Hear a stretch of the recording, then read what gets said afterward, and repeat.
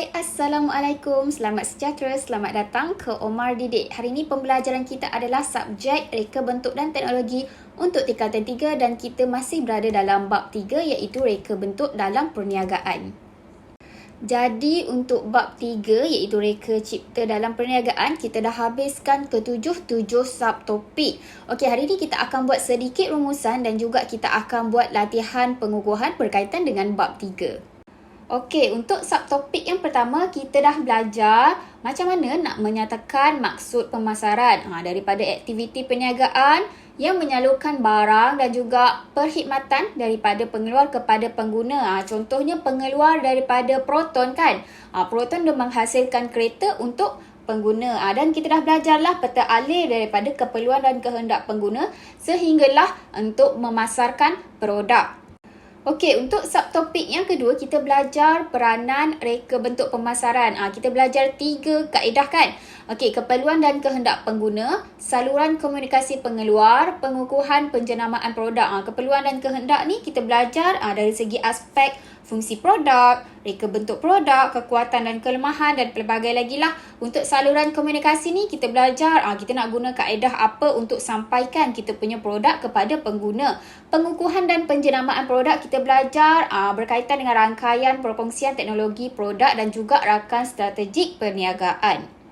Okey, untuk subtopik yang ketiga, kita belajar cara mengenal pasti kaedah pengiklanan. Daripada kaedah reka bentuk periklanan ni, kita nak masukkan apa? Guna cara apa? Boleh menggunakan cara demonstrasi, penyampaian fakta, perbandingan, kiasan atau ibarat, kenyataan merangsang dan banyak lagi lah. Okey, untuk media pengiklanan, kita belajar 3 kan? Iaitu media cetak, media elektronik dan juga kita belajar media sosial. Macam mana kita nak guna media-media pengiklanan ni berkaitan kita punya produk. Dan juga untuk faktor pemilihan, kita pilih ikut pada jenis sifat produk, berapa kos pengiklanan kita, luas pasaran, siapakah sasaran pengguna kita dan juga saiz perniagaan. Okey, untuk subtopik yang keempat, kita belajar memilih kaedah reka bentuk pengiklanan. Kita guna 3 produk kan?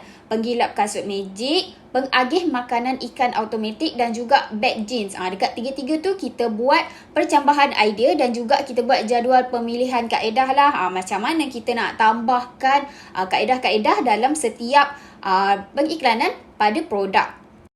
Subtopik yang kelima pula, cara menganalisis kaedah reka bentuk pengiklanan. Ciri-ciri apa yang perlu ada dari segi kreatif, memberikan impak, mesej yang jelas, maklumat yang tepat, mudah diingati dan juga unsur unik dan tersendiri. Semua ciri-ciri pengiklanan ni kita kena letak dalam kita punya iklan supaya lebih berkesan lah apabila kita paparkan kepada pengguna.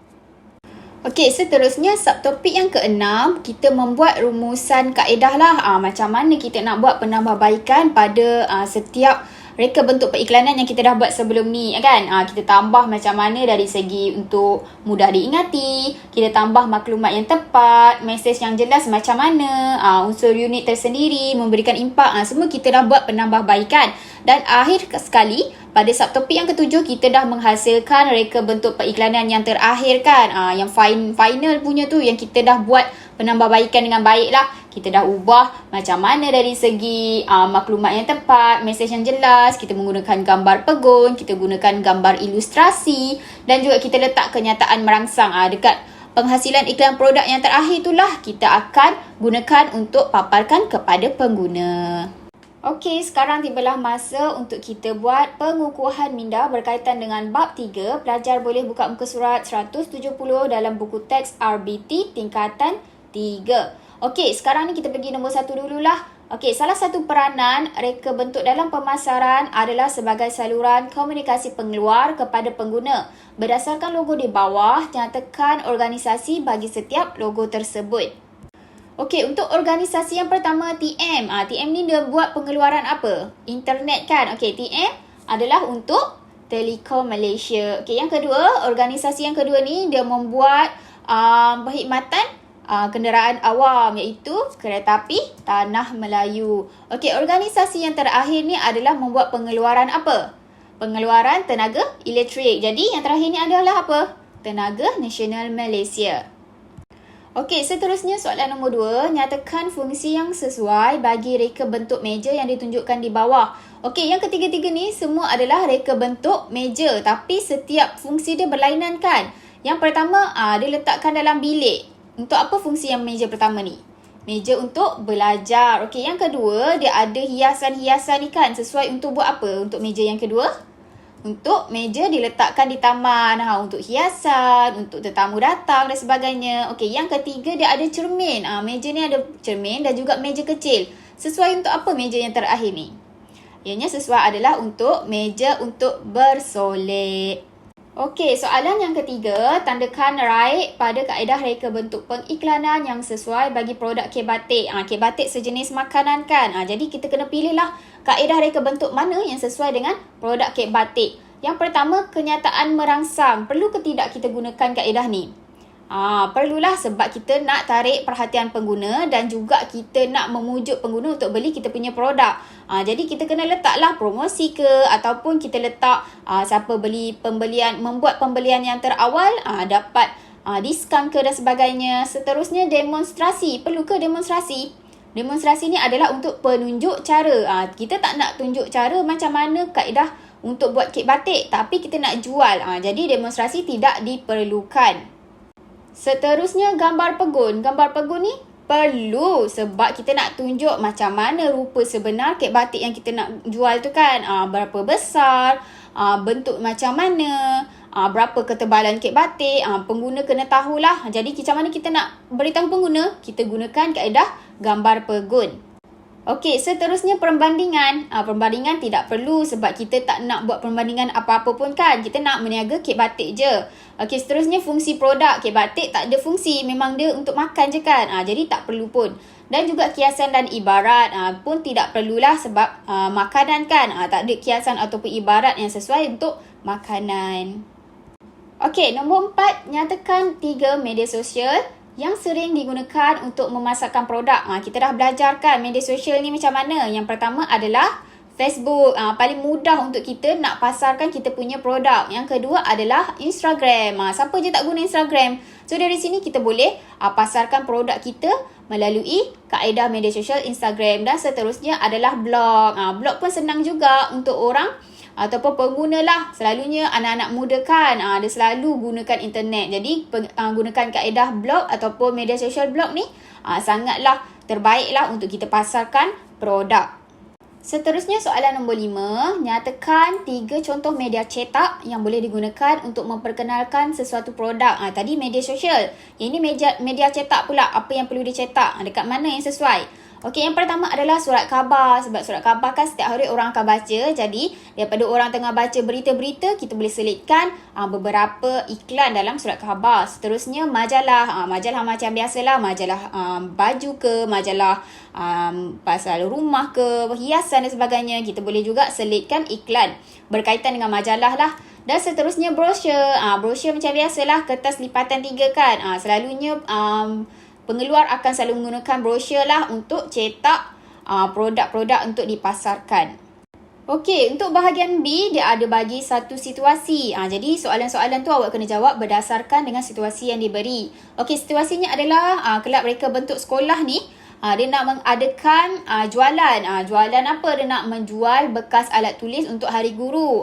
Diperbuat daripada bahan kitas semula. Okey, soalannya adalah fikirkan bagaimana bekas alat tulis yang telah dihasilkan oleh ahli kelab akan dibeli oleh pengguna. Kita kena macam mana aliran pemasaran tu? Kita listkan. Yang pertama, pengeluar. Pengeluar tu RBT lah kan? Kelab RBT. Yang kedua, pergudangan. Bahan-bahan untuk kita nak buat bekas alat tulis tu macam mana? Kat sinilah kita nak buat pembalutan. Kita nak buat macam mana nak hasilkan. Seterusnya, pengangkutan. Daripada mana kita nak ambil kita punya produk tu. Promosi. Kita kena buat promosi lah tentu. Sebab kita nak bagi pengguna tahu apakah yang dijual oleh kita lah daripada kelab RBT tu. Seterusnya perniagaan dan juga pengguna. Lepas kita dah buat promosi, kita buatlah jual beli dan juga kepada pengguna. Seterusnya soalan B. Apakah akan berlaku sekiranya aliran pemasaran bekas alat tulis kelab anda dilakukan tanpa promosi? Apa akan jadi kalau kita tak promotekan kepada pengguna ataupun sekitar kita? Produk bekas alat tulis tidak boleh dipasarkan secara meluas lah, dan juga kelab RBT tidak akan dapat mencapaian keuntungan maksimum. Jadi promosi ni amat penting. Rugilah kalau kita tak buat promosi ataupun kita buatkan pengguna tahu apakah produk yang akan dijual. Okey, seterusnya andaikan anda ketua promosi projek jualan tersebut, apakah kaedah reka bentuk periklanan yang akan anda gunakan? Jadi kita nak luaskan kita punya pasaran ke sekolah-sekolah yang berdekatan. Jadi kaedah apa yang sesuai kita gunakan? Okey, awak boleh gunakan matlamat produk, penyampaian fakta, kenyataan merangsang, gambar pegun dan juga maklumat untuk dihubungi. Contohnya macam ni yang sebelum kita buat kan.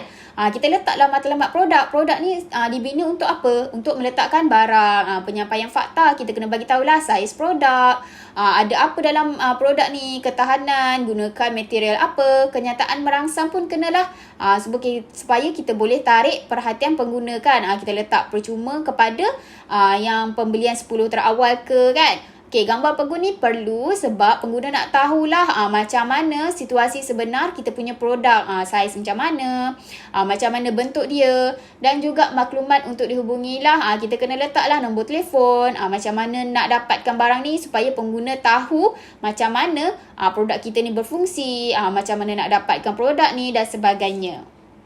Okey, soalan terakhir di reka satu cogan kata yang sesuai untuk mempromosikan bekas alat tulis anda sempena Hari Guru. Yang berkaitan dengan Hari Guru lah. Awak kena buat cogan kata. Mana-mana yang menarik semua awak boleh letak. Contohnya macam ni, buat mu guru. Letakkan slogan supaya orang tahu, kenapa buat mu guru? Jadi pengguna nak tahu kan apakah yang awak jual. Jadi pengguna lagi tahulah, lagi tertarik lah nak baca awak punya periklanan. Contoh yang kedua, terima kasih cikgu. Awak juga boleh guna yang ini, dan juga guru guru. Daripada tiga-tiga cogan kata ni awak boleh gunalah mana-mana pun tak apa, ataupun awak ada idea-idea yang lebih kreatif kan.